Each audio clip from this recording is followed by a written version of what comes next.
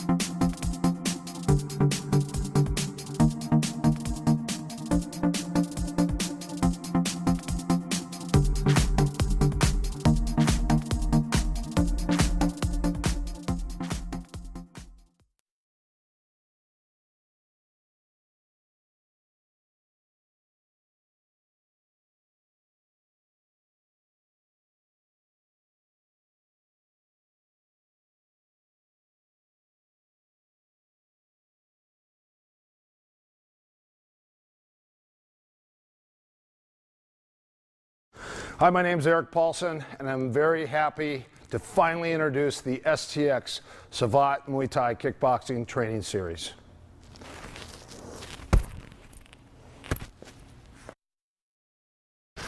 STX pulls from 5 different arts. It pulls from Western boxing, Jungfan kickboxing, Shudo, Japanese Shudo, Muay Thai kickboxing, French Savate, and it's just combined in a mixture of all those different arts. And it kind of allows you to have just such a plethora of attacks, a mixture of different styles. It screws a lot of people up. Plus, we use a lot of Taekwondo stuff too, with the fast feet and the high kicks. And it's just really, it's an animal that doesn't exist. Okay, these are the STX kickboxing rules. Number 1, always, when you're in range, hands up. Number 2, always look through your eyebrows so your chin should be down. Number 3, move your head. When you punch, don't leave your head on center line. When you kick, don't leave your head on center line. When you get hit, move your head. Drop your shoulder left, drop your shoulder right. Number 4, circle left and right. Don't go straight back and forth. You always want to circle or angle off to create that angle. Number 5, always fake or feint your way in.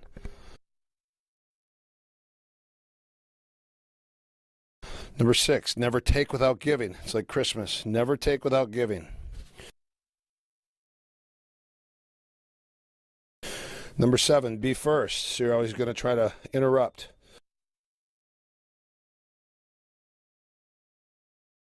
Number 8, be last. Number 9, leave nothing unanswered. So every time you get hit, you always have a response to everything. Number 10, try to return at least 2 to 5 of every one shot that you take. So you're always on top. Number 11, punch when you're kicked.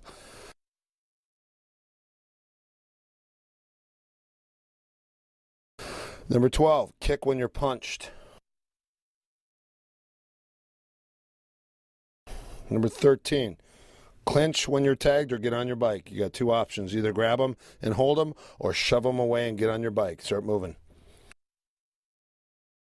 Number 14, hands set up your kicks. Don't just kick. It's easy to block a kick.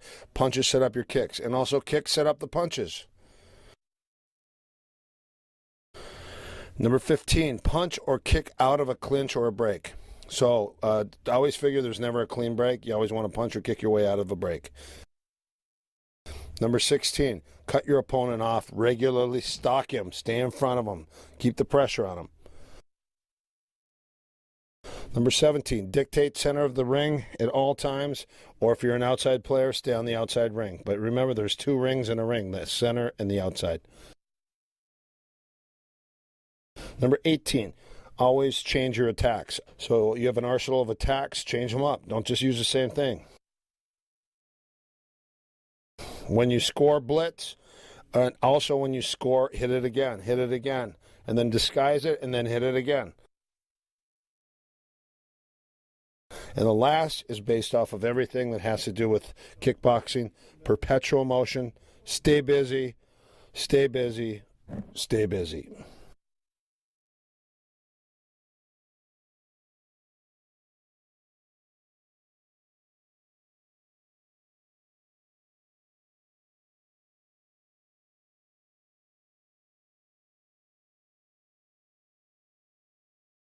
So the first thing we're going to do is your stance. Now your stance, you've got a couple stances, and these are all going to be modified depending upon your body, but the biggest thing is your toe and rear heel are in one line.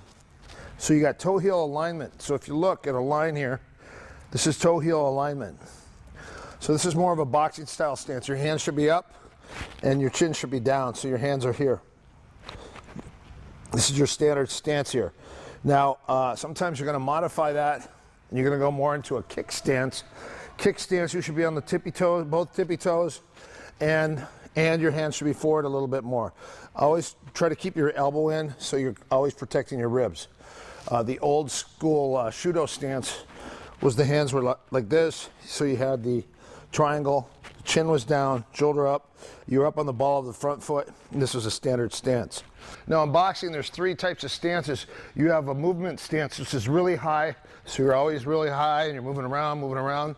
You have a mid stance, which is here, so maybe that's when I'm going to penetrate or feint or fake. And then the last is the deep stance, where you're actually going to lay leather. So 3 stances in boxing. When you're moving around, mid stance, high stance, mid stance, deep stance. So 3 stances. High, so you hear your high stance, your mid stance, and your deep stance. And you can play with that when you move, because it's going to allow you to fake and feint, to get in, to get out. And it'll allow you to, when you're high on your feet, it'll allow you to move. Then you have to plant. You have to plant, to set it. And then sometimes when you're going to really lay leather here, that's when you're going to get in your deep stance. So those are 3 boxing stances you're going to use.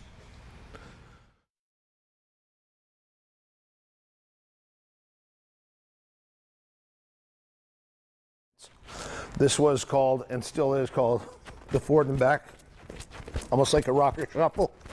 Then you have the forward and back. Then you have the side to side, which is here. Then you mix the 2, so you have a forward and back, and now it's side to side. So it goes here, forward and back, side to side, forward and back, and side to side. Great workout. I think if you could do this for 5 to 30 minutes as a warm-up, it's spectacular. Forward and back, side to side, and mix the 2, forward and back, side to side.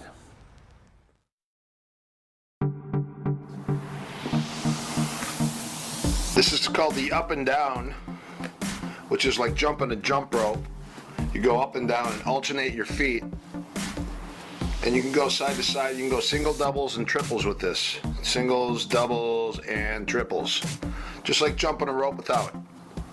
The next is called the heel toe. The heel toe, again, is very similar to jumping a jump rope.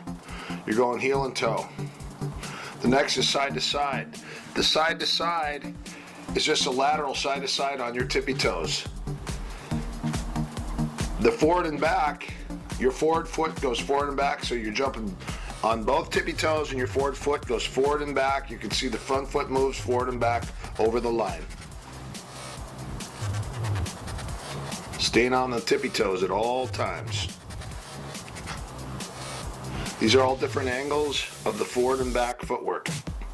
Next is just the side to side, and then you're switching your lead. So you're going side to side, and then you're going forward and back.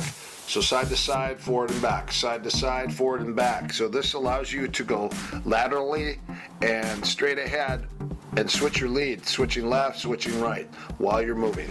Staying on your tippy toes at all times, hands up towards your temples.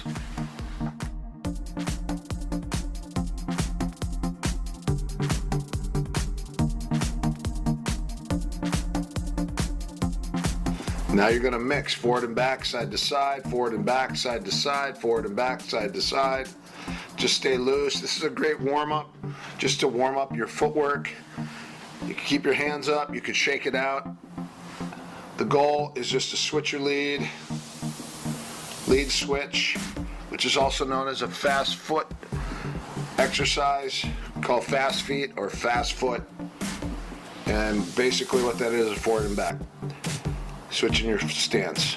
Now you got your circle. You're going to circle laterally and circle right, staying on your tippy toes at all times. This is a back run, also known as a circle cross step. The circle cross step is a side to side and a forward and a back circle. This will allow you to move around in a circle and switch your lead as you're going side to side, running backwards and running forward. This is called a zigzag drill. The zigzag drill is actually with the upper body moving and the legs moving at the same time. You're forming a zigzag. The next is like a ski hurdle. You're going to go side to side. These are all footwork exercises to make you nimble on your feet. This is a zigzag kick. So you're going to zigzag and kick, stepping left, stepping right. It's like you have a football in your hands and you're faking left and you're faking right. It can be done with a tackle, it can be done with a punch, it can be done with a kick. Zigzag. Upper body going side to side and feet zigzagging off center line. Notice this footage is a little bit older, so the quality isn't quite the same as it is today, but you can still see those skinny legs.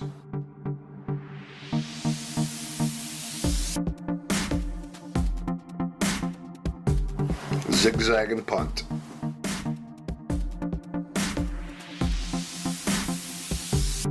One way we train the zigzag is you run down a football field 50 yards and you do a zigzag left and a zigzag right.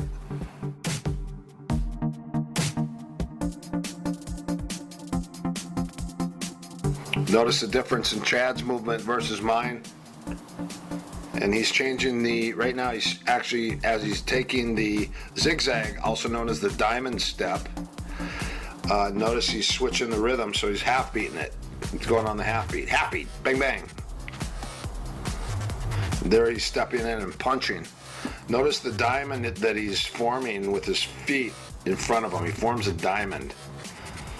This is also part of the zigzag step, but you're actually forming a diamond. Breaking the rhythm and upper body movement really changes the direction and also surprises your opponent. This is also called creating an angle. Creating an angle as you're fighting. Notice the upper body fake and feint, and then you go right into the kick.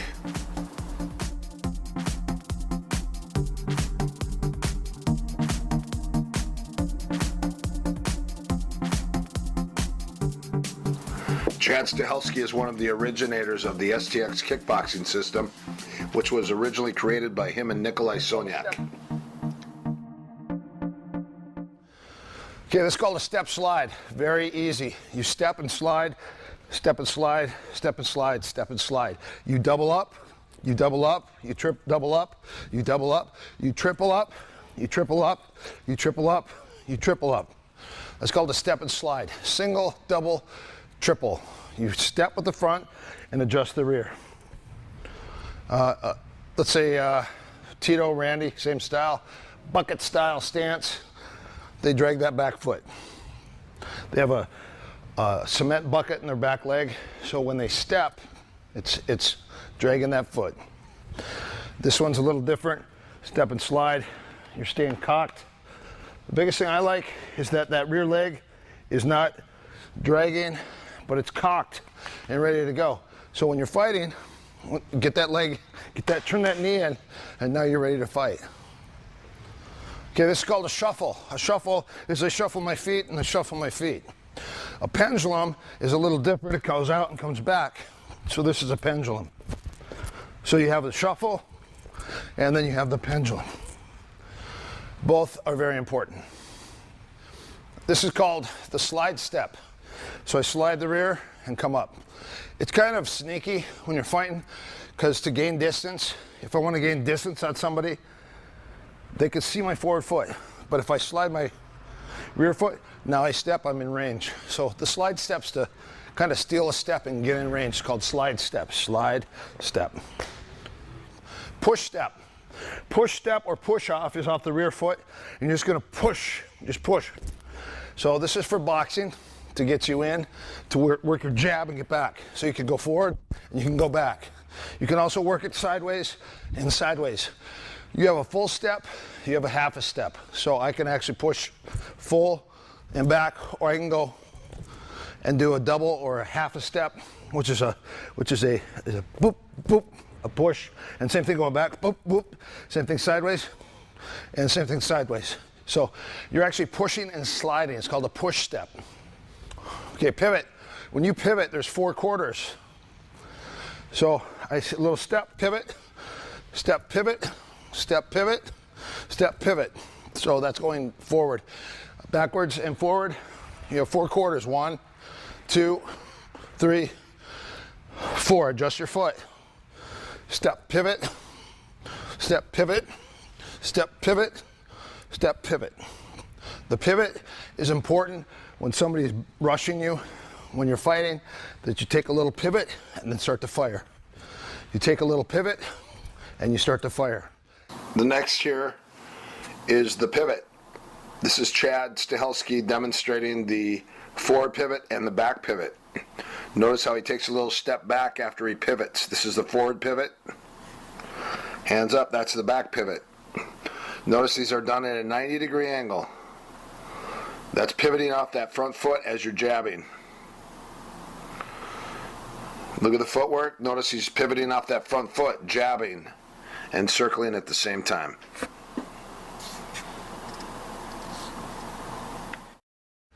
A little bit different than the step off. The step off, you have 2 versions. One with the front foot is your left foot's going to come back and you push and step off.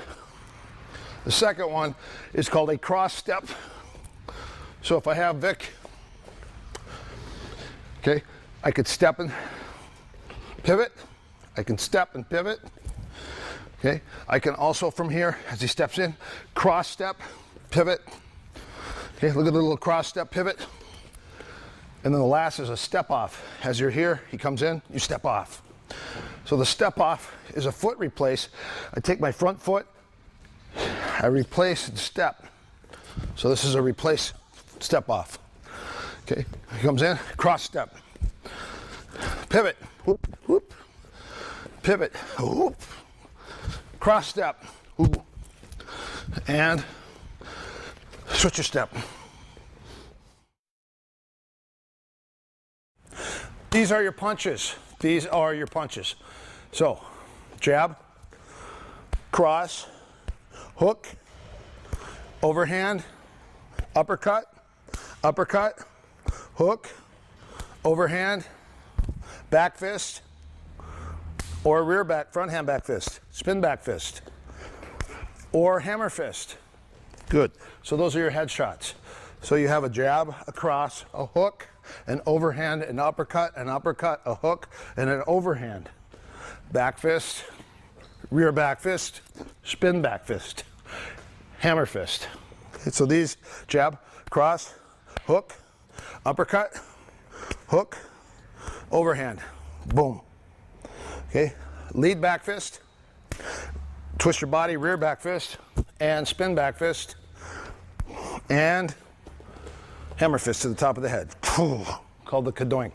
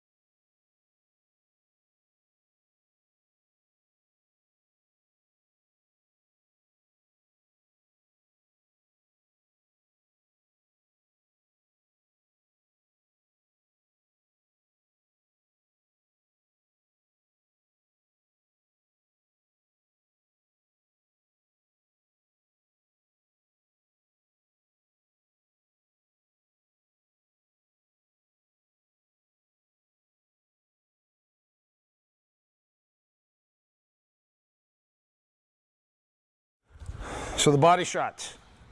Kidney. This is the spleen, we call the heart punch. The solar plex, the solar plexus, the xiphoids in the middle, the sternum, the liver, the floating rib, the kidneys, the bladder. Okay? So these are your targets. So you put an X here, liver, solar plex, bladder, spleen, left side spleen, heart punch. Center line is sternum, also known as your lungs, and then your heart and your kidneys. And these are great shots you can aim for with your body on your partner. When his hands are up, you can hit the liver, you can hit the solar plex, you can hit the sternum, you can hit the bladder, you can hit the spleen, you can hit the kidneys. These are all great shots to weaken your partner's legs and get his arms to drop so you can knock him out with a head punch. Different types of kicks. Left kick, round kick, right round kick to the legs. So you have different arts, different ways to get them in. We're going to just start from right here. Come on in. Your first is just a standard stationary twisting kick. Make sure your foot is turned over and you're just going to twist and turn. This is just nice, super fast. You're just fighting in stance here. He just turns and kicks you inside the leg. Okay, targets. Outside hip, middle, and 3 fingertips above the knee. These are your 3 outside leg targets. You also kick the T-band. T-band is a side muscle here. So 3, this is the tendon, this is the T-band, this is the hip flexor kick. You also kick the top of the leg, right in the middle. You kick inside, turn. You kick inside the leg, right here on the teardrop. The tip of the teardrop is where all your nerves are and it's weak. You can also hit the side of the knee, which hurts really bad, but this kills the muscle. And that's going to be on the outside leg also. Lower, you're going to kick the inside here or the ankle. Really good. On the outside, you're going to kick this little bone right here. You're going to kick the belly of the calf, or you're going to kick the Achilles or the ankle. These are for sweeps and for kicks, leg chops. So we have upper and lower targets. Upper targets, 1, 2, 3. Don't kick the hip. Make sure it's the hip flexor. The reason we kick the hip flexor is for a dead leg. So if I hit this, he can't shield or check the kick anymore. This also creates a dead leg. This also creates a dead leg. We're always aiming for the seam. So there's a front seam, a side seam, a back seam, and an inside seam of the leg. If you hit on the seam, you really can't go wrong. When you kick, you want to kick with this part of your leg. You don't really want to hit here. You want to hit here. And if you kick the body, you're either going to kick here or you're going to knee kick here. So if he wants to kick my body here, he's going to round kick. Good. Or he's going to up kick with more of the half shin, half knee. It's called a knee kick. Oh! Notice he comes up on his tippy toes when he drives that one up, and that's usually going to break the bottom rib. So that's called a knee kick. A standard kick, a knee kick. If my arms are here, he comes across my, oh! So it's a nice horizontal kick across. If my arm's out, it's an up kick. Oh! Okay. A little bit different than a knee. It's called a knee kick. So when you're going to kick the legs now, your standard is stationary kick. Real simple. Number 2, switch kick. So the key on the switch kick is my right foot has got a switch, and my left foot, my right foot accelerates my left foot. It's not this going back, it's just going forward. So it's there. So the faster you switch, and that's a kick, up kick on the leg, okay? Okay, so you also have a shuffle kick. So a shuffle, also known as a pendulum kick. The pendulum kick is here, okay? So it's gonna pendulum and come back. You can also use a twist kick. Twist kick is you just twist and come up on the leg. So you have a stationary kick, you have a quick switch, you have a twist kick, you have a shuffle kick, then you have a sliding kick. These are all possible with the front leg. So he has a stationary kick, he has a quick switch, he has a twist kick, twist and untwist, he has a shuffle kick, also known as a pendulum kick, and then he has a picking the leg sliding kick. Okay, that's a shuffle kick, and that's it. So the sliding kick is you lift your leg, you slide and kick. Bam, good. Again, good. All right, that's it. That's your front leg kicks. Let's look at our rear kick on the leg kick. Okay, so your rear kick, you have a stationary kick. You're standing in range, stationary kick. Kick and get back. You don't even preset. There's no preparation, you just kick. Good. Let's kick a little. Bang. Oh, good. That's number 1. Number 2, it's called a hop and chop. You're gonna hop and chop the leg. Hop. Good. So you hop and chop from here. You hop and chop. Just hop and chop. Head down. Hop and chop. Good. Number 3, shuffle. So it's also known as a stutter step. Watch my feet. Bang. Okay, stutter step. Crack. Good. Number 4, sliding. Sliding. We're here, he backs up. Okay, it's a lot. Okay, watch how I follow. Back up. Okay, you're gonna follow. That's it. Okay, number 1, stationary. Number 2, hop and chop. Number 3, stutter step. Number 4, sliding. Good. These are 4 ways to put your leg on somebody. Really simple. So really quick, just so you guys understand, when you get kicked here, okay, your head is very important that you're either protecting it or you're getting it off center line. A lot of people, when they kick, they just kick and their head stays right there and you can get hit. So his head's either got to get off center line like that, or his hands got to stay up. If you're going to have 2 postures, one, when I kick the leg, my upper body moves and I move my head, and then I move my head back and I come back. The second posture is called the erect posture, and it's primarily used, a lot of European guys will use this style with the hands here or here. So it's more like this. A lot of the Muay Thai guys also, but they stay more erect and straight. So you have 2 options. When he kicks me, that's my first. One more time. When he kicks me, his head's right on center line. The first knockout's right there. Okay, the first knockout, poof. The second knockout is right afterwards. So just be aware that at the same time or after you can get knocked out. So your option and your objective is to either keep those hands here, cover, or get your head off center line left and right.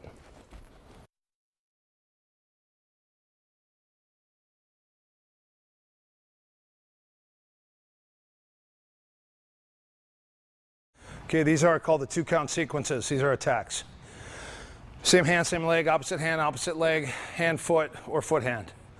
Okay, so you're gonna start with a basic 4. Same hand, same leg. So I start with a left jab, left kick, right cross, right kick, left hook, left kick, right hook, right kick. So he goes left jab, left kick, right cross, right kick, left hook, left leg, right hook, right leg. Good.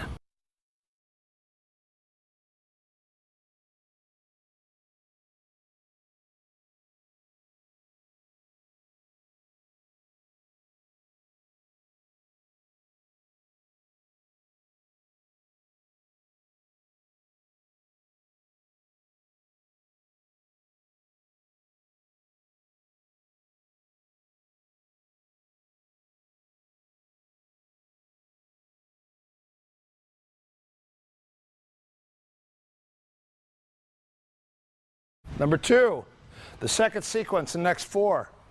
Opposite, left jab, right kick, right cross, left kick, left hook, right kick, right hook, left kick, left jab, right kick, right cross, left kick, left hook, right kick, right hook, left kick.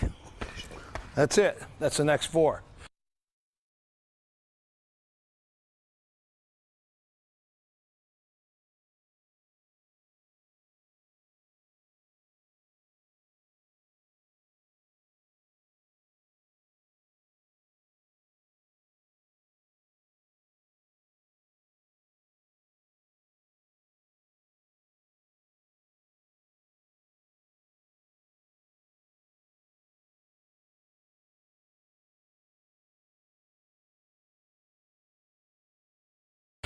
The next is when somebody enters. So if I kick him, and before I set my foot down, he's going to step at me, I punch. Same thing on the other side. This is great tackle defense. If I kick and he shoots right afterwards, whoop, pow, whoop, pow, is to stop someone in their tracks. So that makes a total of 10.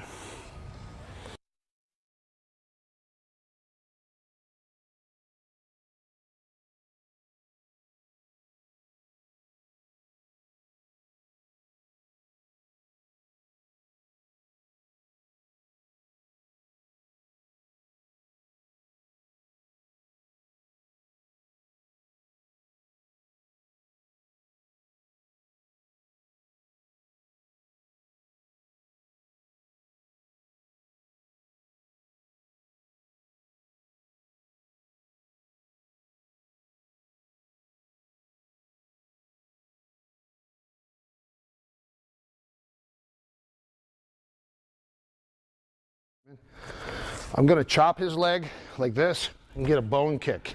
That's a leg chop. I'm going to corkscrew and turn. Or I'm just going to straight leg. Just straight leg kick. All is fine. It's all from this angle. And then look at straight leg. Chop. Back. Corkscrew. Back. All fine. 2 targets right here. Here are the first 2. Or you can kick the middle of the leg. A lot of people just aim for the seam. But you aim for on the chop, I'm going to aim here, whack, or I'm going to aim here, whack. Look at this, whack, or here, to get that chop. On the inside, you kick up, okay, kick up, You want to kick up on the leg. You don't want to kick across, because all that does is it irks them and it hurts your foot. So you want to kick here. That's it. On the lower leg targets, there's 4. So the first one, hands up. First one is here. And it's usually if his toes are facing that way. The belly of the calf. Back. Okay? So if my foot's here, he shoots out, and then kicks the calf. Okay? Again, depends on his feet.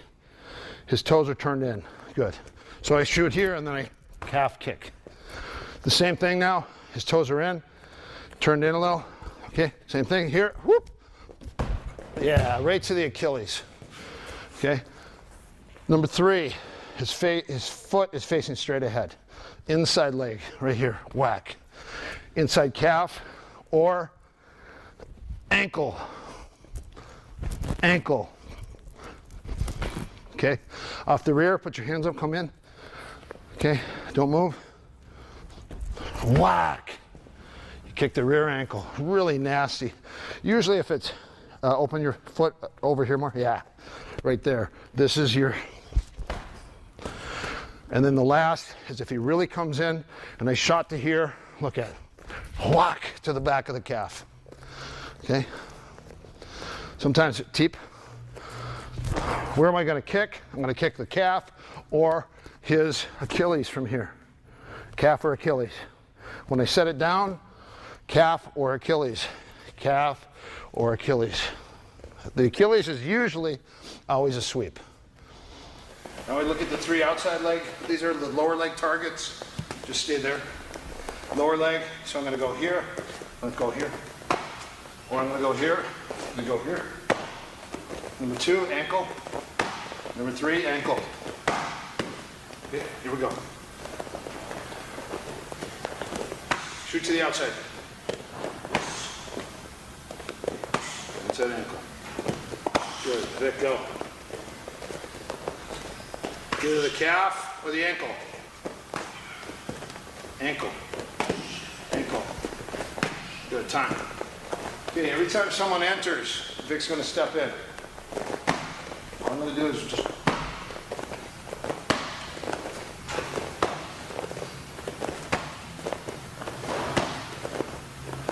Okay, now I'm going to follow up.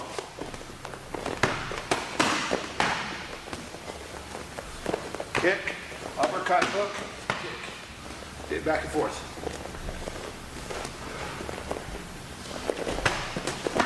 Kick the ankle. Kick the ankle. That's it. Kick the ankle.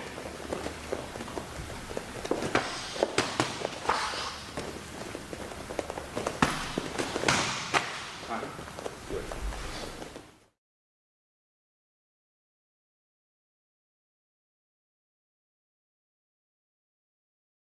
But I'm going to just demonstrate now. This is the first 5 targets. Number 1 is I scoot out and I kick.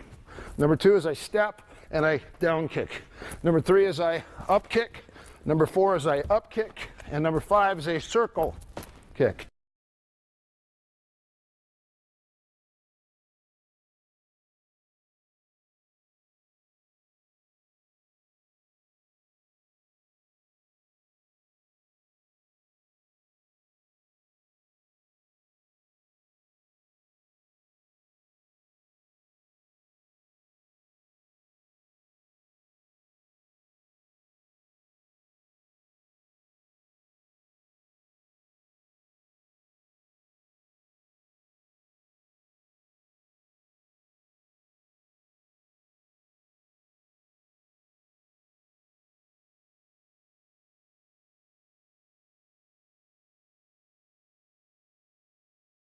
Okay, one more time.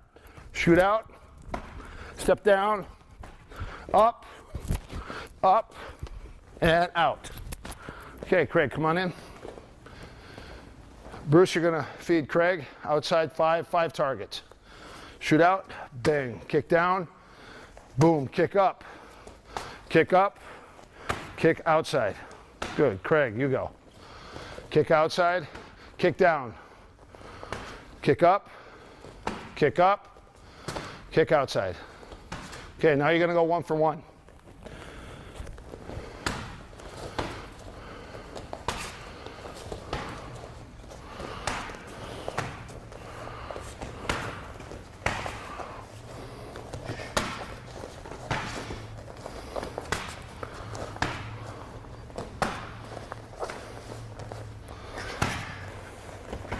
Okay, number 1, shoot to the outside. Bang. Keep your stand your ground. Number 2, step across. Number 3, up. Number 4, up. Number 5, out. Okay. Slow motion.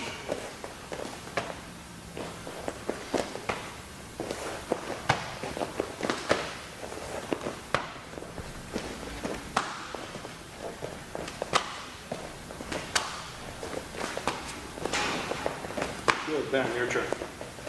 Go.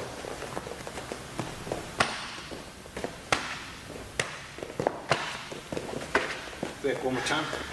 Pop, pop, pop, pop, pop. Right away. Good, Ben, go.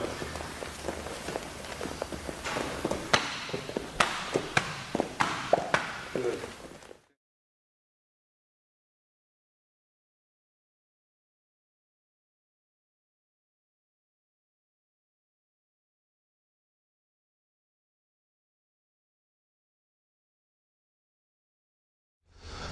Okay, off the jab. When he jabs, this is a catch. So a catch is just like that. My hand just pops it. But I don't want to go too far forward because if he fakes, it turns to a hook, I'm going to get knocked out. So it's just here. Now, gloves, your hands are here. Bare knuckle, your hands are here. If it's a bare knuckle street fight, your hands should be in front of your face so you can catcher's mitt all the shots. Boxing gloves, your boxing glove and your shoulder protect your face. So for boxing, you're going to keep it here. For street fighting, here. But off the jab, this is just a standard catch. Just like that, you're going to catch it. Same thing, you're going to catch and bring it down. You can also parry it inside, just like that, parry it inside. You can also scoop and parry it outside or straight down. So these are going to allow you, when you catch that shot, you could pat it, you could parry it in, parry it down, scoop it out, or just parry it straight down. One more time. Catch, parry inside, parry down, parry outside, and just give it a little pull down here because you're going to fire the shot right after. Some people like to block a jab with the front hand. Personally, when he jabs, this is okay. But if he throws a jab cross, see, it's going right over the top. So personally, you can use that if you're out of range or I'm out of distance. But if I'm staying in the pocket and I go here, that's coming right over. So you got to zone this way to set up your right, slow motion. Here to set up your, probably your overhand or your body shot. So it's real good if you angle with the front hand. But other than that, don't use your front hand to block the jab. Because I've got a great video of Japan where my head snapped and my ponytail hit me in the eye, in the far eye. And that was the only shot I got hit with, but they used that shot throughout all of Japan that said, the Americans are coming. And they only had, the guy got submitted, but when he jabbed, I was gonna go like that, and he came right over, boom, ponytail, flick to the eye. Very embarrassing. Didn't get knocked out, but still is very embarrassing. Don't parry with your front hand if you're gonna stay in the pocket. And if you do, it's only temporary.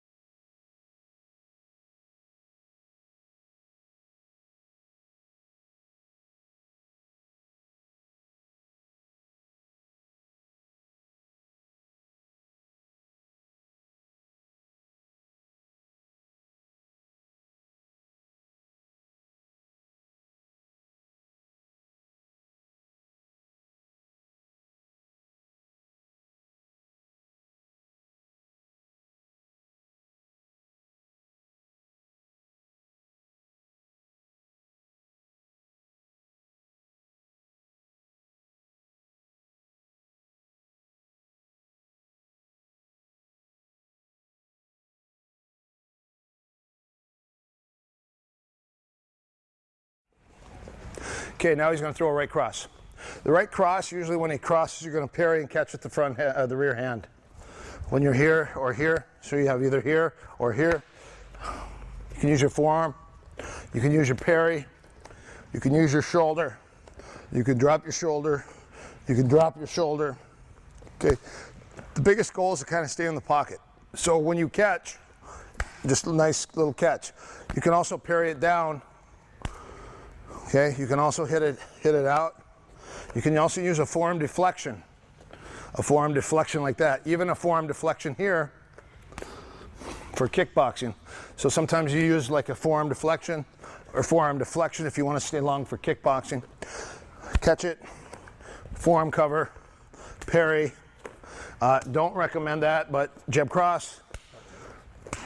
Sometimes that's kind of cool and it does work inside, but generally you're going to want to kind of stay to the outside or catch that thing. Because when he's angry and that thing's coming at me, it is a guided missile. So for me to sit around and do all these, that thing's really going to go through. So you've got to really get out of the way. Very important. Another thing on the cross is just the oh crap cover when he punches. Also known as a meat helmet. You can also go alternate elbow, oh crap cover. So that's another thing you could do because you're not quite sure. You just cover and come back.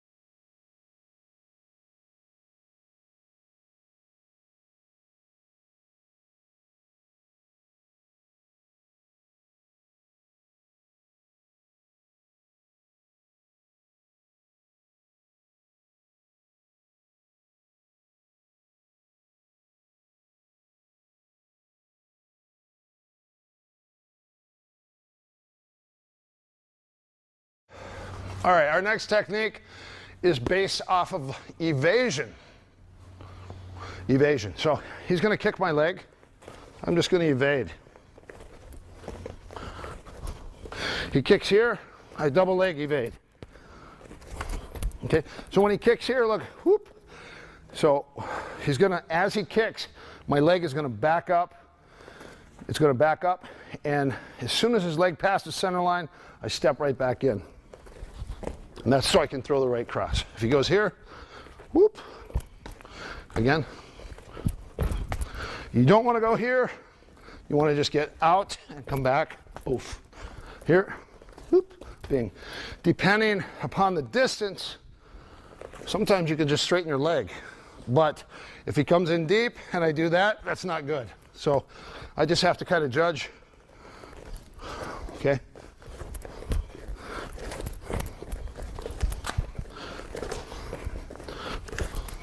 Bam. Okay. Double leg evasion, single leg evasion. Body evasion, a little different. Oh. Oh. I've just got to go back. Oh. Oh. Okay. Head evasion. Okay. I just got to lean back.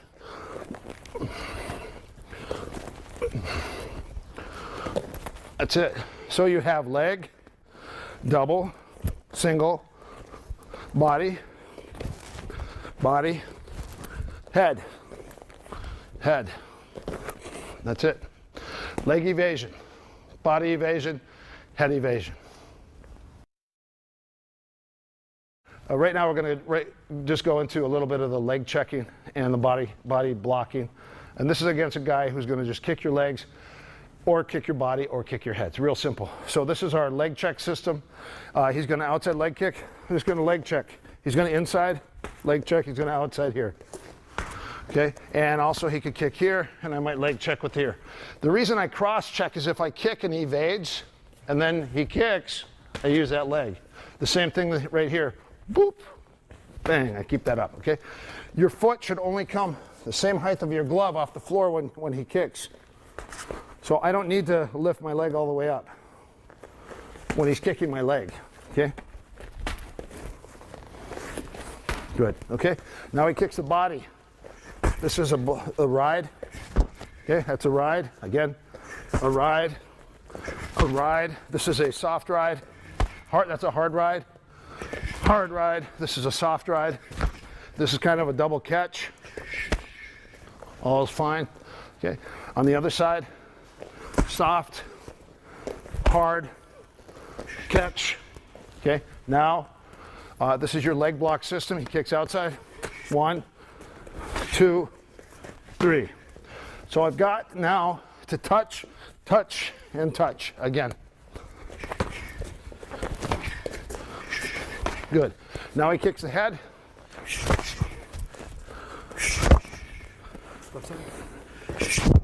Notice I wrap my hand around the back of my head and my hand's here. Again. Okay. So it looks like this.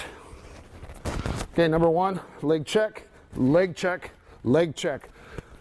Leg check, middle, middle, middle, high, high, body, body, body, body, body, body.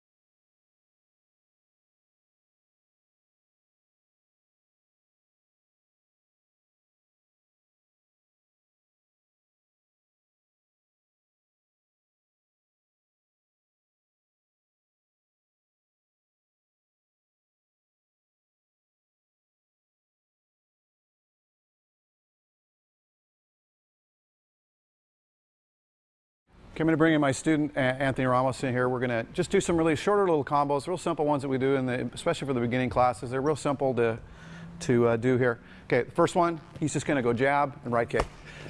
A real thing, important thing to remember is a couple things here.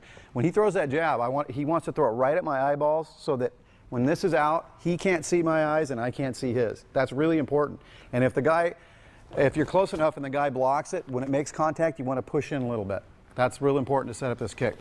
Okay, so the first one, and when he throws the round kick, right now we're going to mostly throw it kind of horizontal. A lot of coaches call this like rubber leg. You're throwing it out kind of wide, so it's not coming at an upward angle or a downward angle. It's just going to be horizontal. We'll just do a few of those. So he goes jab, right kick, jab, right kick. He's going to throw the left hook, and when he throws that left hook, if the guy's covering, when he throws this, he's going to push. See how that puts weight on my leg? That way I can't check this, and that's really important. I was saying earlier that the punching's a little bit different with the kicking because it's a good way to set up this kick. So he's going to throw the left hook and push and then bury that kick. Okay, one more time. So he's just going to hit with the liver shot, boom, and then same thing with the kick. Yeah, that's it. There. Yeah, one more time. Okay. Okay, now this next one is with the right hand, and this is a same side combo, which I like to use a lot because it's going to overload that side of his body. That way he's got to make a choice. It's hard to block both.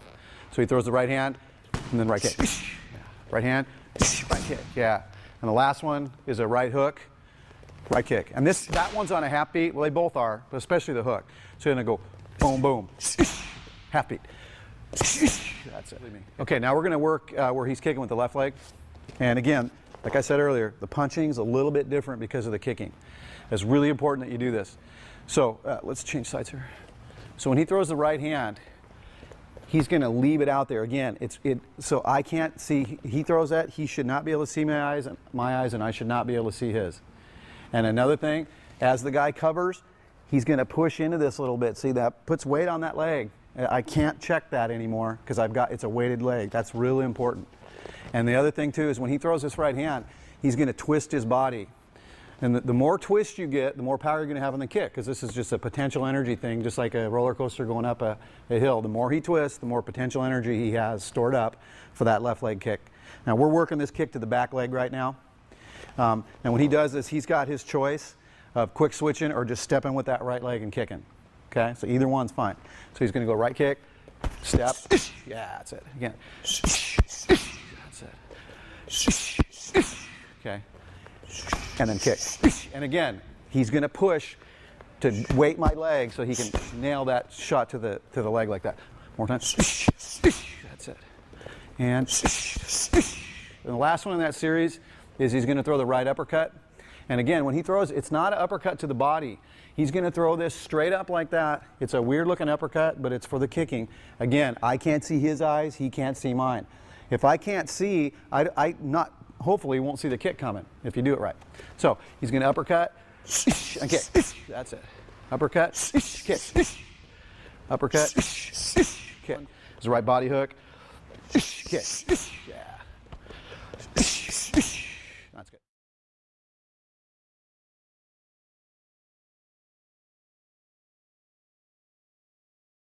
So he's going to check that, and he's going to go cross hook, right kick. That's it. So he's going to check that, cross hook, right kick. One more time. Check, cross hook, right kick. Okay. Okay, the next one, same thing. He's going to check this, but it's a soft check where he's going to actually let this collapse. And then, so when this kicks, he lets it collapse, comes back, cross, liver shot, right kick. Okay, again. Lets it collapse, cross, liver shot. That's it. One more time. So check, cross, liver shot. Okay. So the first one, he's just going to go jab, right kick. 1, 2, right kick. Right kick. 1, 2, 3, right kick. Right kick. Okay, that's on that side of the body. Now if I come over to the other side, so you're going to go jab, left kick. Jab, cross, left kick. And jab, cross, hook, left kick. Okay, that's good. In the basics, the beginning basics, learn how to develop your tools. Understand the tools, understand your footwork, understand your body. Your balance is your essential to keeping your legs and your balance at all times. So you always want to work your balance. You always want to work your basics with getting everything back to home, which are your hands back to your head, which is your safety. When you're out of range, you can pretty much do anything. But when you're in range and fight range, punch range, kick range, you better have your guard up.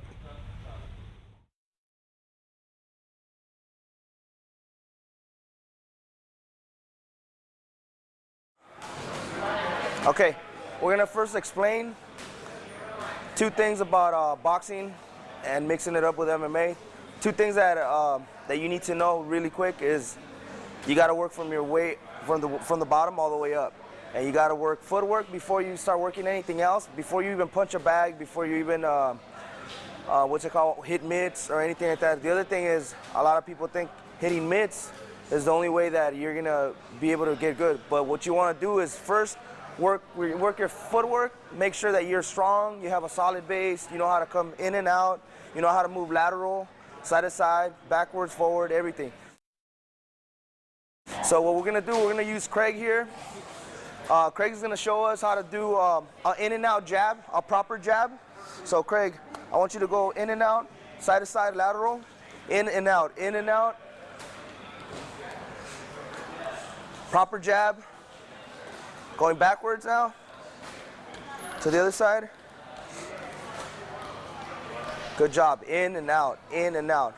All right, so yeah, you see, when Craig comes in, boom, he strikes. Now, the opponent is most likely either gonna get punched or he's gonna block. If he blocks or gets punched, he's still coming back towards Craig. So Craig is out already immediately as soon as the opponent gets touched. So in and out is always the key for a good jab. In and out, key factor for a good jab. So no matter where I go, if I go to the left, I go to the right, you want to throw that jab in and out, and that's why we use the ladder to use lateral movement, back and forth movement. So what we want to do is make sure that your athlete or your fighter does a proper jab. This is one of the best ways to show an athlete how to throw a proper jab.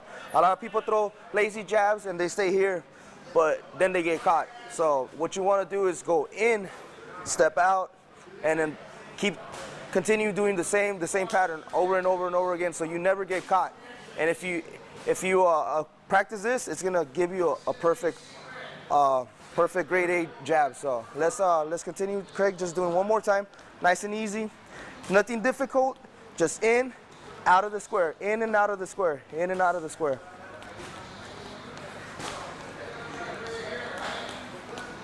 Another one, very famous, is made by Muhammad Ali. They just call it the Ali Shuffle. What we want to do is make sure that we have mobility on our feet. Sometimes we end up southpaw, sometimes we end up the standard striking position. Well, in order for us to get back on either side, we have to have bounce, we have to have movement. So what I'm gonna have Craig here is demonstrate us how to do the Ali Shuffle. The Ali Shuffle helps us have agility and mobility on our feet at any time. Even when we're in trouble and we get caught, we know how to shuffle and get back on our position. So let's go nice and easy, Craig. Ali Shuffle, in and out of the square. Good job, in and out, in and out. Keep going, good job, Craig.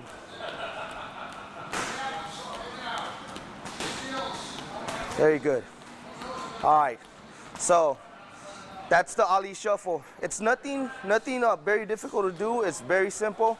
If you get your fighter or any of your beginners, anybody, if you teach them, it doesn't matter the level where they're at. If they're pro, amateur, or just beginners, this is one of the best drills that you can ever put one of your athletes through. It just teaches them proper form. It gets the footwork going. And you want to do this at the beginning of your workouts. You never want to do this at the end, because by then your legs are already like nice and warm. What you want to warm up is your athlete's footwork. So when he gets in the ring or gets in the cage, he already has that bounce, that agility. He already warmed up, and he doesn't have to be like stiff or you know, can pull a muscle or anything like that. So you want to get him warm nice and quick. Make him do the ladder. This is what we're gonna do. We called it as freestyle on the ladder. A lot of guys like like to do different type of agility ladder workouts, you could do football, soccer ones. As long as you keep your feet moving, it doesn't matter. It all serves the same purpose. Agility. You need agility when you're in the ring, when you're in the octagon, is the same thing. So Craig's gonna freestyle for us here, and he has a couple of movements. This is called the in and out jab. You just go back and forth. And now this one's step 1, 2, 1, 2 on the squares. High knees right there. Side to side. And like I said, there's no perfect type of workouts. As long as he's working on that ladder, he's working his footwork. He's staying active. There you go. Call it the shuffle.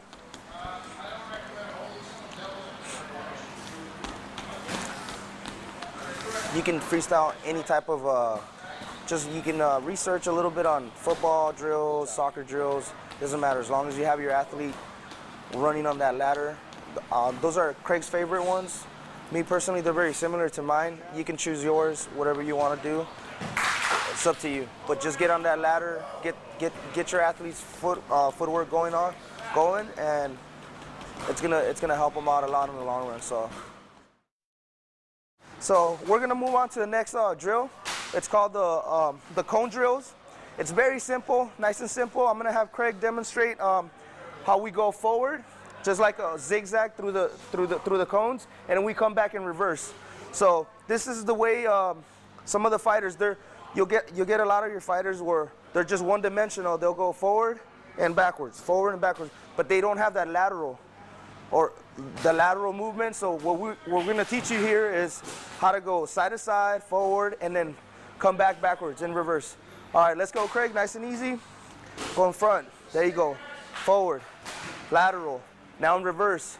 And there's not a problem if you look back behind you just to get adjusted so you don't run into the cones. You just wanna go nice and easy, nothing fast, nothing too quick. And like I said, you can turn around and look behind you so you don't run into the cones, and make sure that you do it properly. So the position where Craig is gonna be at, he's always gonna have that front foot always in front of him leading. He's gonna have that back foot for support to have a strong base. Every time Craig wants to advance, boom, he has that back foot behind him. He goes forward, lateral, lateral, forward, lateral. You keep going that way. Now we're going backwards. Stop. A lot of fighters don't know how to retrieve backwards, so they just run back and they get in trouble. So what we're doing here is, if I'm chasing Craig, I got to make sure that I have lateral footwork, because Craig is already practicing lateral footwork, so I need to practice lateral footwork. Now we're gonna practice actual just lateral by itself only. Okay, so sometimes you get a guy who's in the cage, against the cage or against the ropes.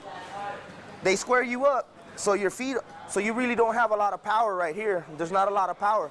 What you want to do is start utilizing whatever space you have. You either go to the left, to the right, but you got to learn how to walk lateral. So what we do here on the cones is, Craig's gonna start here, going just lateral, just lateral, in and out, and then he goes lateral. Now he goes to my left, forward, backwards. Now what we're gonna do is, I'm gonna demonstrate how when a guy gets cornered, he's gonna be able to throw punches but going lateral. So I gotta be very, very careful, because this guy knows how to move lateral and throw punches at the same time. Most fighters don't know how to do that. Either you're covering when you're moving lateral.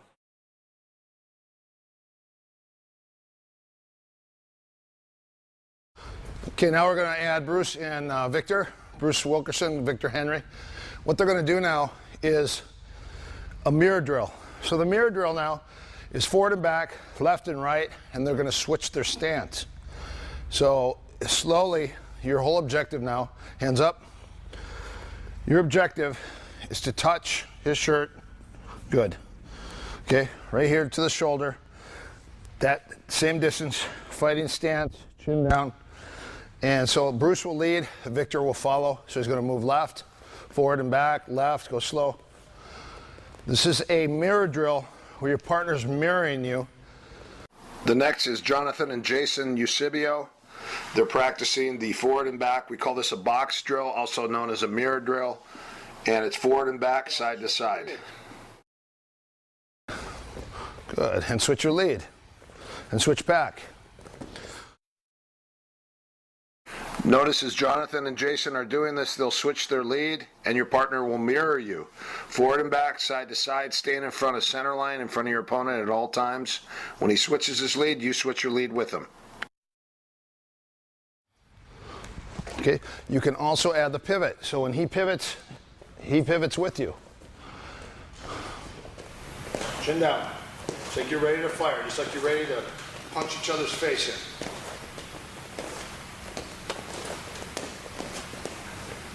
Pivot, stay in front of each other, pinky down. Fighting stance the whole time. Switch, you lead, Bruce, go.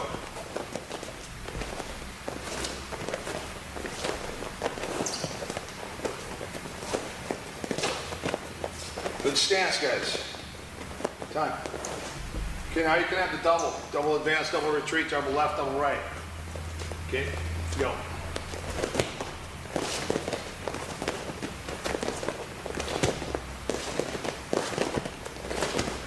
Time. Vic, go, double. Chin down. Time. Triple. Go, Bruce. These are half beats with the feet. Switch your lead.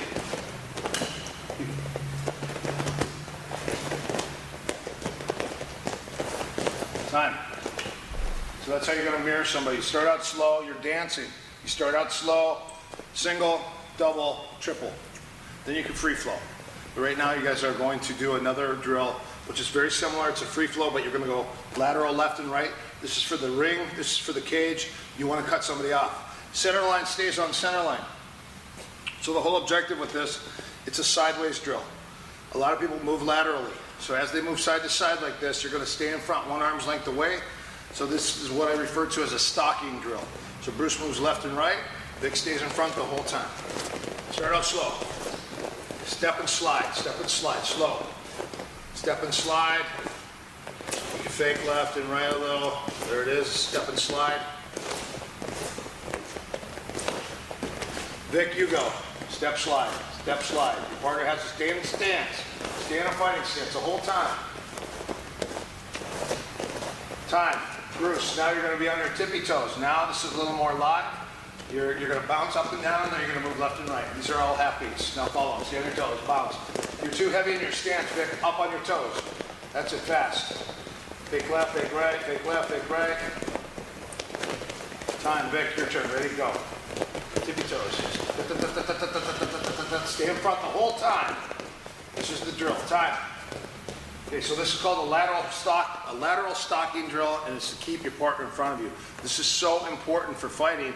A lot of people don't do this drill, and they let people create angles on them because they fight. And I'm fighting this guy, and I go like this, and he moves here, and all they do is they turn. When in actuality, if I want to pressure you, and I'm fighting, and you step, I'm just going to cut you off. If I'm in your face all the time, you're going to start losing your breath, you're going to start to panic, especially when I'm pressing the fight. So the whole objective is to stay in someone's face. He moves this way, I follow. He moves that way, I follow. He pivots, I can even pivot and stay in his face. That's the whole objective. Stay in front of your partner the whole time and press the fight. That's what the stalking drill is all about.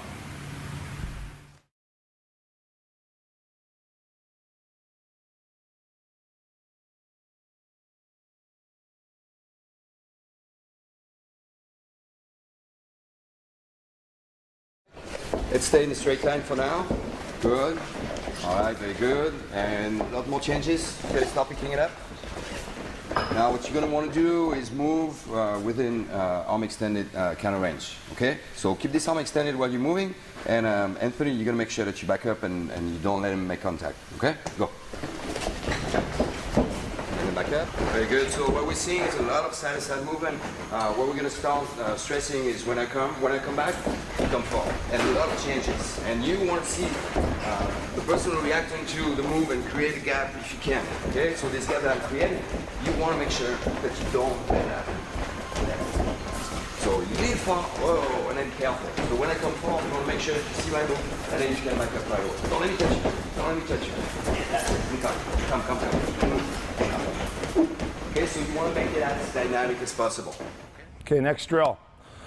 All you're going to do is it's a pivot drill. Your partner's just going to walk at you. What I like to do is I like to go side to side, and then when your partner gets tired, you walk at him. So my whole objective when he's tired, I walk and he just moves. Move. That's it. Keep moving. Keep moving. Move the other way. Move the other way again. Move the other way. And the other way. So I'm getting tired by chasing them, but this is very important that you walk at your partner and let them move and create angles. It's like a figure eight drill almost. Now the figure eight drill is a little bit different because when I walk, he's just going to do a backwards figure eight.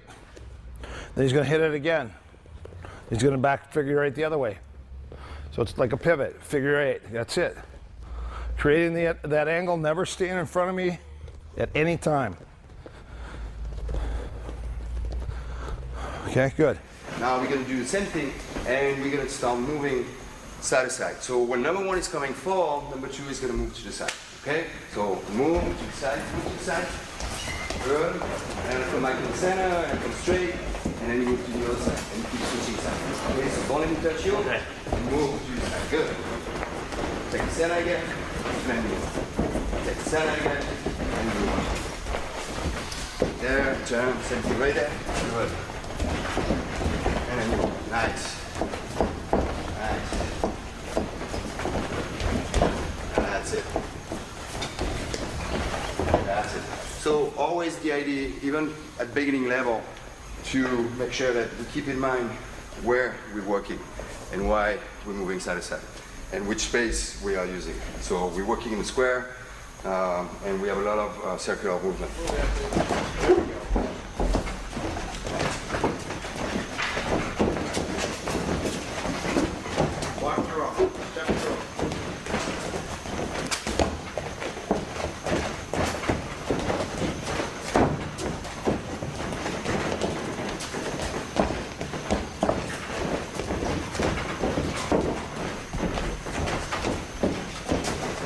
A little bit different than the assist, the escort.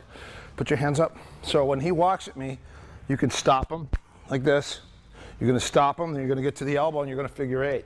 Every time he walks at me, I stuff and then I get to his elbow.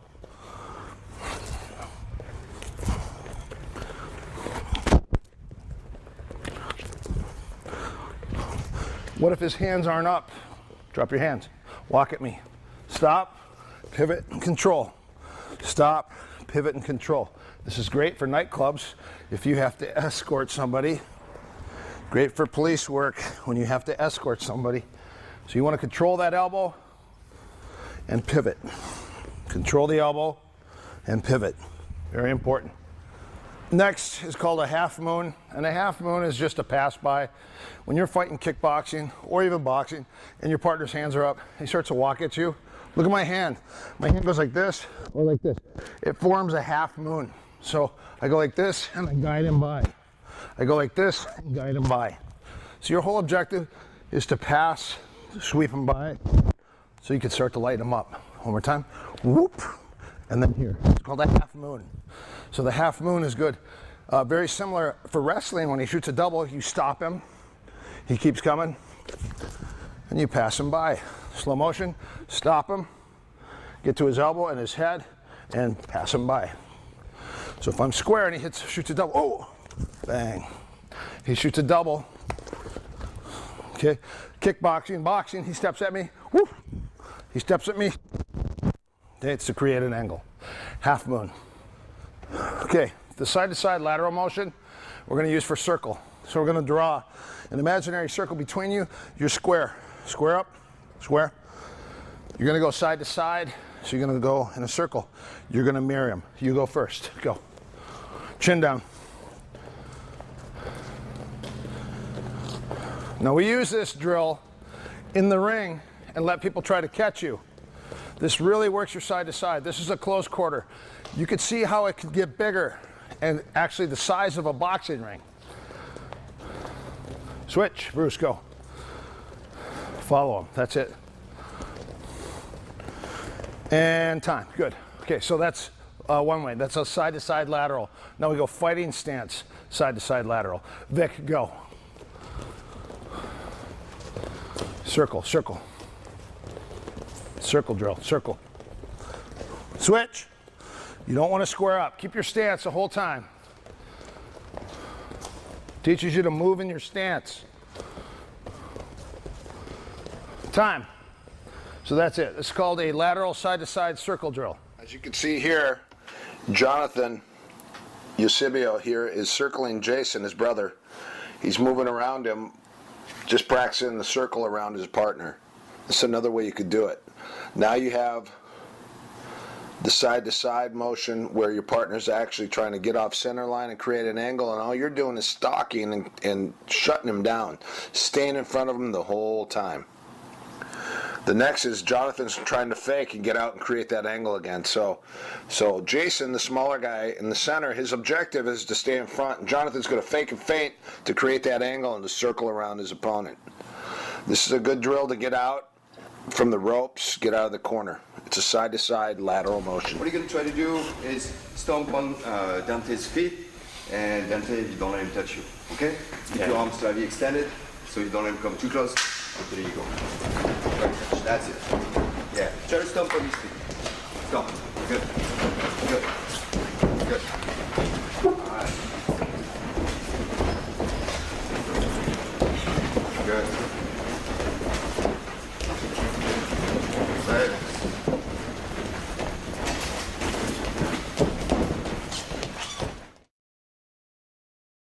What's up? I'm Ben, the Badger Jones from CSW. I'm one of the pro fighters out here, captain of the fight team, and I'm here to talk about the STX kickboxing program.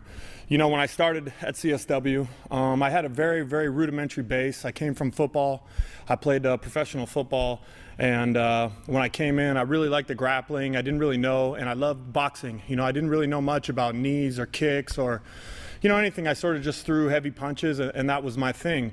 And over the 9 years that I've been with Erik Paulson and CSW and learning the STX program, I've sort of evolved my striking into what I would like to call a complete game that works with and against any style of striking. I travel to other gyms periodically and go train with them, either Muay Thai gyms, even Kyokushin gyms, you know, straight boxing gyms, and I found that my style of STX, which I've been taught, can evolve and work with all those styles. I feel like when I go to boxing gyms and I do MMA sparring or kickboxing against straight boxers, that is when the savate and the Muay Thai aspect of it comes in. When I go to more traditional Muay Thai gyms, I feel like the boxing of the STX program works more. So I feel that the STX program is probably the most effective striking program on the market today. There's no holes in the game, and they use the most effective and most high percentage strikes and combos and kicks and knees, as well as the clinch work and the dirty boxing. So I feel that the STX is the most round, perfect, designed striking series or style for me. And I've been at CSW longer than all the other pros, so STX is what I do all the way. Okay. On this one, on the heavy bag, we use a banana bag. I really prefer the heavy bag, the really big heavy bag for striking. The banana bag's okay. It doesn't make you hit as hard as you would if you hit a big bag like this. The only problem is it's too low, so we're going to hit the banana bag right now. Here's your biggest deal. You put a foot out in front of you, draw an imaginary circle around your body, around the bag here, and this is where I'm out of range. Now, as soon as I want to penetrate, I'm going to fake over that line. This is my fake, and my feint. My fake is with my hand, my feint is with my body, and my fake is with my hands, my tools. Feinting with the leg and the body and the shoulders and the head.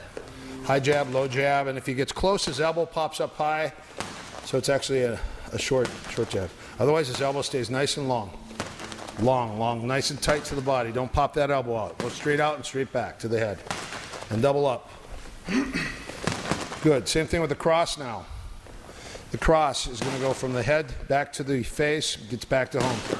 Don't wind up, don't flare your elbow, just drop it in. It goes from 0 to 100. If he goes for the body, he pops his right elbow up. That's it. He drops his hips, drops his level. Good. Next is the hook. The hook, you go low hook, high hook, mid hook, and long hook. And you're going to just mix up your hooks. But right now, you're really just trying to develop that hook. Body hook, head hook. Long hook. Short hook. Nice and tight. Good. And rear hook. Right hook to the head. Alternating. Good. Time. That's your hook. Overhand now. Your shoulders are going to go at a 45 angle. You're going to drop your shoulders. You're either going to loop your overhand or drop your shoulders. Boom. Now drop your head first. And then whip that hand and let that hand drop. The goal on the hand is when his head drops and his shoulder drops, his hand goes from low and does this circular motion. So he's going to drop his head and loop the overhand. Boom. Again, drop those shoulders, 45. That's it. That elbow has to be behind the hand, so there's a lot of, it's like a crowbar hitting. Step left overhand, so he's going to step off to his drop, he's going to step to his right, and overhand with the left. The goal is you got to drop that hand and let it come over the top. Good. It's called an alternate drop left overhand. Good, so that's your overhand. Uppercut. Uppercut's going to go straight in or going to go straight up. So you can put it straight in like an upside down jab, or you can put it straight up and rip it up the back like a Cuban uppercut, so using the knuckle straight up. You alternate uppercut. Sometimes you're just going to push it straight into the bag and back, dig it into the bag, sometimes in front of the face. So you're going to get in and you're going to get out. You're going to throw 1 to 3 to 5 count or punch combinations in and out. So you're going to break in and break out. Only hands. And let's always try to end with a jab or a double jab out, or a duck or a slip. Good. Feint and fake your way in.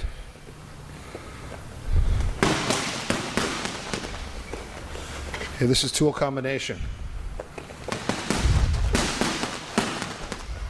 So now he's going to do 3 count combos. He's going to break out and break in, 3 count combos. Jab, cross, hook.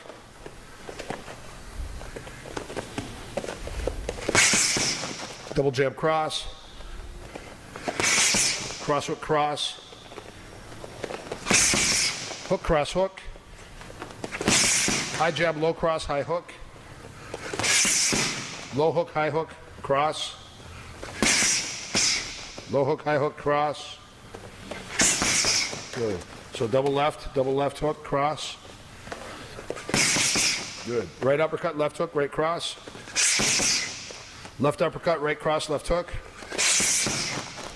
Overhand, uppercut, overhand. Good. So those are your 3 count combos. Now he's just going to switch and mix, and that's how he's going to play with those things. He's going to mix and match all of those up.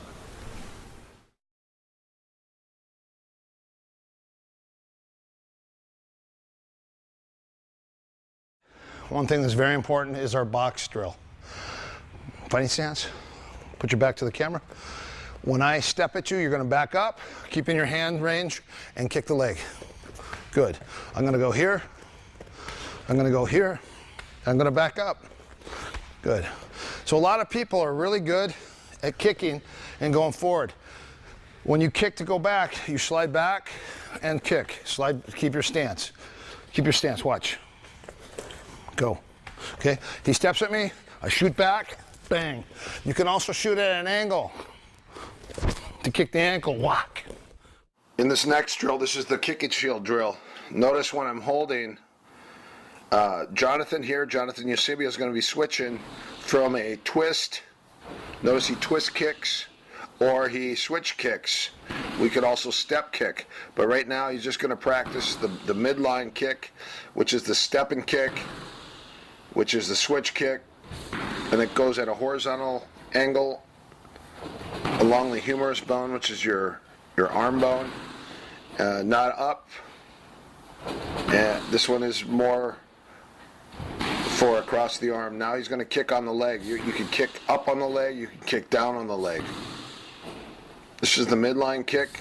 That's the, also could be the upper leg, we call the hip flexor kick, where you're actually kicking the hip flexor to actually deaden the leg so the guy can't lift or shield the kick anymore.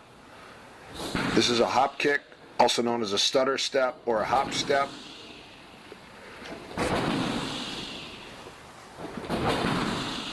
You can also twist and step. Could be done, this is a sliding step. That's a hop and chop. Hop and chop.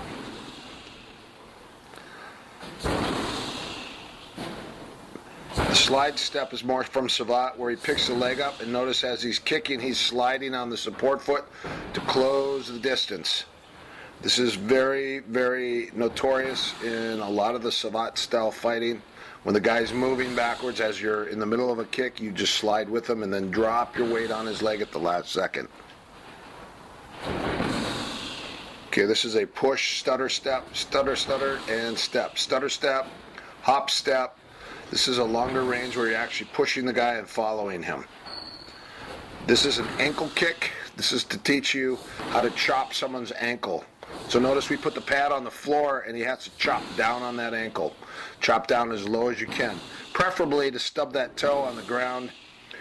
Jonathan here isn't stubbing his toe, but he's chopping down on the leg. That would be like right below the knee. This is an up kick to the body. He's kicking up to the body. This just shows you all the different angles you can hold the pad for and all the different types of kicks. And this is just the round kicks or the tie kicks or the footage.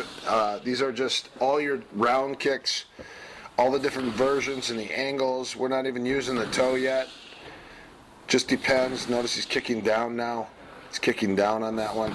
That can also be done to the head. That's done to the neck, where you actually roll your shin on the neck for the head kick.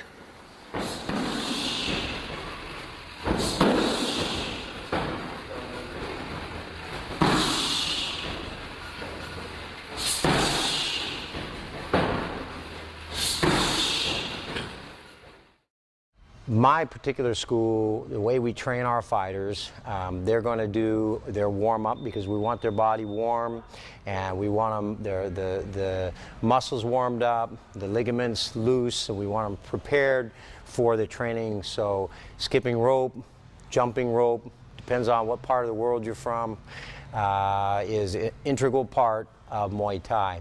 The other reason we have them skip rope, jump rope, is because we want them up on the balls of their feet.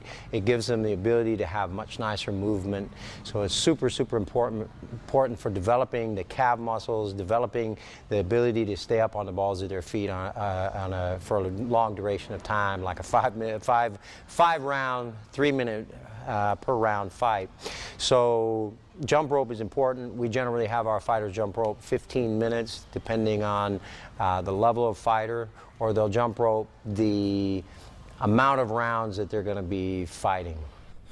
Okay, when we do jump rope, the biggest thing on jump rope is that your chin down, looking through your eyebrows, alternating feet, sometimes doubling up, sometimes 2 feet. You can use a speed rope, which he's using. We have a power heavy rope also. You go alternate leg bounces, you go doubles, double left, double right, alternate foot kicks, double up, and triple. This is a double jump. You can also go double foot or triple on each foot. 1, 2, 3 bounce, 1, 2, 3, or 1, 2, or just 1. You can jump with one leg up in the air, one knee up, all the way up in the air. Touch your chest. And switch. Okay, ski moguls, side to side, side to side. So jump over the line. You can go alternate legs or both legs together. Double up. These are called double jumps. And then crisscrosses. Time. Okay, now put the rope down. Behind, no, don't drop it. Just put the rope behind you and keep the handles one in each hand. Now shadow box. So now you work your shadow boxing. Okay, let's say your feet were just getting really tired and you were missing the beat. Combinations, and start jumping again. How many minutes should you jump rope? Well, if you go 30 minutes, you're doing good. 2 things to get your footwork a lot better. 3 things actually: jump rope, shadow boxing, and running. Running makes you kick harder. Aside from kicking the heavy bag and kicking the thigh pads, running makes you kick harder. It makes your legs stronger, more dense. Jump rope makes you very agile, and then shadow boxing to top it off. Vic likes to dance, so that also helps his dexterity with his legs. Also helps him with his twinkle toes. This is shadow boxing, hands only. Basically, it's your own self-expression of your ability to get in and get out. And sometimes you're going to change your lead. Right now, we're not really adding the pivots. We're just going to go straight in and straight back. We're going to pivot a little bit, pivot off that front foot, alternating our feet, our ability to place our weight on one foot or the other, shifting our weight. Also, punching, just straight on, jabbing straight with your head inside, ducking, slipping to the inside, slipping to the outside, jabbing, crossing over the top, straight cross, crossing inside. Just mixing your ability to change your punches a little bit, add some hooks and uppercuts. This is basically forward and back just for the camera so you can see the angle of the forward and back motion. You never want to go in and go out like that. You want to go in and then you want to pivot or angle or create an angle or get in and get out immediately. You might get in and get out, but right now this is immediately to show the angles and the footwork for a straight in and straight back attack sequence. And notice you're going to change your hands and everything. Just mix it up. Self-expression. Every single fighter moves differently. This is Dave Leach. Dave Leach has got really great form. Notice it's straight in and straight back right now, as I said. We're not creating angles. We're not circling. We're not spinning off. One thing I do like to do is when you punch, try to slip, duck, or move or cover after every punch sequence, because the guy's always going to be firing back. Notice Dave is really mixing things up here, all the combinations. You start out with basic tools: your jab, your cross, your hook, your overhand, your uppercut. This is Damon Carroll. Damon Carroll, another great form, great instructor from the Inosanto Academy. Damon's my senior. He has been training with Guru Dan Inosanto for 30 years, and he is very nimble on his feet. He's also a lightweight fighter, so he moves a little faster than some of us, but you can see how nimble he is on his feet and crisp. Right now we're just watching his feet as he's moving around. But when you see the upper body and everything mixed, then it puts everything together. But right now you can just see it's his footwork, it's in and out, changing his lead, slowly creeping forward. This is Damon with everything. Now you can see the speed. Notice the difference in the speed and the angles. Now he's changing the angles. Notice how he shifted off, stepped off. He's going to start changing things up a little bit too with the attack sequences. See the feet, the shifting there with the feet, very important. A lot of people don't do that. See, now he's creating an angle, circling, pivoting, circle step. This is Chad Stahelski, a heavier fighter, so you can see his footwork's a little slower than Damon's, but Chad, as the originator of this and a great kickboxing fighter, you can see that his footwork is very nimble, more dynamic.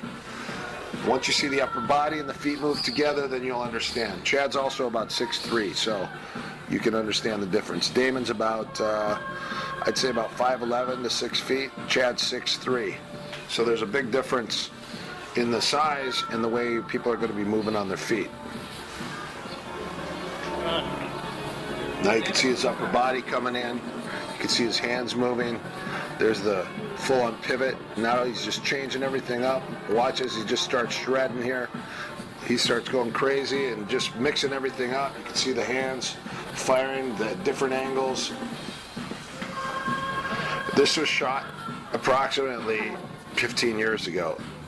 This was shot at a place called Boxing Works in Hermosa Beach, and I got everyone together, all the instructors at the academy that I was training with at the time, and got these guys together from the STX kickboxing class, and we put all the shadow boxing and all the movements together.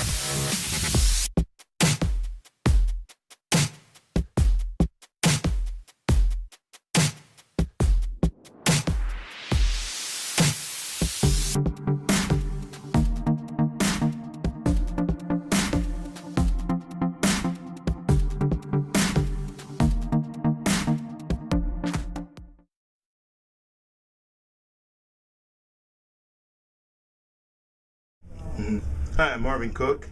I'm going to show you how to do a quick wrap with the Velcro hook and loop closure for your workouts. Start with the thumb. We come across the back of the wrist. Secure it here. Come up to the side of the hand. Come back between the webbing of the thumb. Secure it. Wrap the thumb for stability. And when you come back across, now you're coming up to the side of the hand, across the knuckles. Come across the knuckles, back across the back of the hand. You're coming across the back of the hand, across the wrist, coming back up to the side. If you see, it makes that little crisscross. A lot of people will wrap straight across, but it doesn't anchor the wrap. When you crisscross it here, you kind of lock the webbing for stability. What I like to do, something that was taught when I was a kid, to keep from cinching your fingers this way and making a tight, little tight closure on the knuckle. You bring it across here, make a tight fist. Are you opening your hand? Yes, you spread your fingers so that you don't end up with your fingers cutting off your circulation halfway through it. So many people just relax their hand and wrap, and they end up with their fingers turning blue halfway through the workout. So when I come here, I usually, with the fingers, cinch the wrap under you so that you come across here and pull it tight across the knuckles without cinching your fingers together. So come tight across the knuckle here, then open and tight.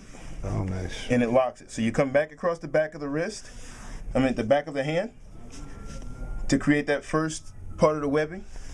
Secure it on the wrist. Come back across on the other end of the webbing. Now from here you have a pretty long wrap. You can go back across. When you're using gauze, we usually separate the fingers. But if you're not using, if these are usually not big enough to start to go between the fingers and get enough protection on your hand. So what I usually do is I go back and I weave it another time here to anchor the stability here. Now that you have that, you finish it up across the wrist so that it kind of, everything that you've done so far will be tied down on the wrist. Wow. The last one comes back across the thumbs here. That looks like a military knot almost. And then you cinch it. Wow. And finish it here. So now your hand is Now, stable. do you put more padding on your knuckles, or do you ever double the? You know, like, when I use the gauze, we usually make a pad. Oh, okay. Well, another trick, if you're using these the hook and loop Velcro closures, is you can also make a pad with the gauze. I've seen guys have them. You know, you just kind of make the pad, lay it on here. When you come across that first time, you cinch it in. You come through, you cinch it on your hand, tighten it on the knuckles. It'll leave that pad on the end of your knuckles here, and it'll give you that protection. But as far as from this wrap is used a lot of times for bag workouts, is used for pad workouts. So it's not necessarily for the protection of the knuckles, but it's the stability of the wrap. Look at that, the V. That's really cool. Let's see it. Wow.